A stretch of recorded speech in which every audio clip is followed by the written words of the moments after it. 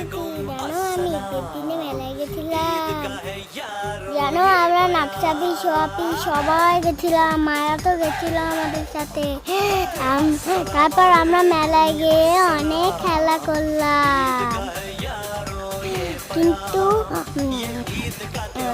ওইখানে বৃষ্টি শুরু হয়ে গেছিল, কিন্তু ওইখানে একটু একটু বৃষ্টি হচ্ছিল, তাই আমরা আইসক্রিম খেলাম ওইখানে গিয়ে, জানো।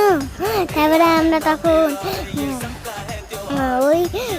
তখন নামলাম, তখন আয়াত ক্লে কিনলো, কিন্তু আমরা একটা গুলি কিনলাম।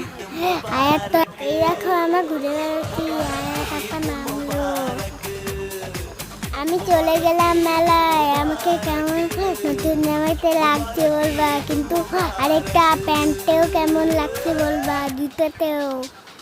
ছোটামু আছে, আপা আছে, আপা আমার আপাকে কি কি সুন্দর লাগছে, আমার থেকেও সুন্দর লাগছে মনে হচ্ছে নাকি।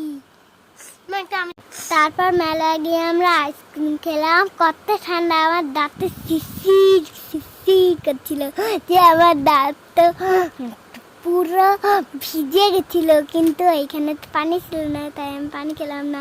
কিন্তু জানো আমার আপা আইসক্রিম খাচ্ছিল মায়ের, কিন্তু আমি তো আমার আইসক্রিম কিনে আমার আইসক্রিম খাচ্ছিলাম, কিন্তু আপা তো মায়ের আইসক্রিম খাচ্ছিল।